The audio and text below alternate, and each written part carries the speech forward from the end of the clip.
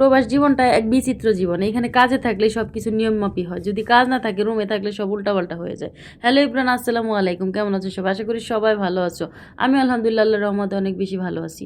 শুক্রবারে চেয়েছিলাম 7-8টার দিকে একটু বাংলাদেশে হাটে যাব সবজি কেনার জন্য মাঝরাতে। তো যাই হোক, ঘুম থেকে উঠে দেখি 11টা বেজে গেছে। এখন পাবো কিনা সেটাও সন্দেহ। এর মধ্যে আবার পড়ে গেছি সিগনালে, মানে যখন দেরি হয়ে যায় সব কিছুতে এরকম হয়ে যায়। যাই হোক, 11টার দিকে গিয়েছিলাম, যদিও বা মানে ঘুম থেকে উঠে মুখটা ধুয়ে ফ্রেশ হয়ে গিয়েছিলাম, আমার নাস্তাটাও করি নাই। ভাবছিলাম যে পাবো কি না পাবো। যাই হোক, তারপরে গিয়ে দেখি পাই কিনা, পাওয়া যায় কিনা। এখানে সব সবজি টবজি অনেক বেশি সস্তা, বাংলাদেশের মতো এখানেও শুক্রবারে বাংলাদেশে হাট বসে। এখানে গেলে মনে হয় যেন এক টুকরো বাংলাদেশ।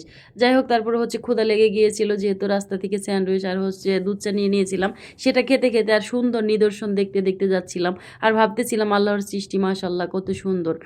তো যাই হোক, মানে আমরা যেতে যেতে জুমার নামাজের সময় হয়ে গিয়েছিল, আর দেখো কি সুন্দর দৃশ্য, রাস্তাঘাট এক অন্যরকম অপরূপ সৃষ্টি আল্লাহর। এটা দেখলেই বোঝা যায় আল্লাহর সৃষ্টি কতটা সুন্দর। তো আমাদেরকে যেতে হয়েছে যেহেতু মাঝরার ভিতর দিয়ে কাঁচা রাস্তা পার হয়ে, তো অবশেষে চলে আসছি আমরা বাংলাদেশি হাটে। তো গিয়ে দেখি মোটামুটি অনেক কিছুই ছিল, আমি কিন্তু অনেক সবজি কিনে নিয়ে আসছি। এখানে সব কিছু এত বেশি সস্তা যেটা মানে কল্পনা করা যাবে না।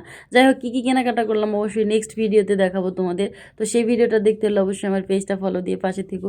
ভিডিওটা ভালো লাগলে অবশ্যই শেয়ার করে দিও, আর ইউটিউব থেকে দেখে থাকলে চ্যানেলটা সাবস্ক্রাইব করে দিও। ভালো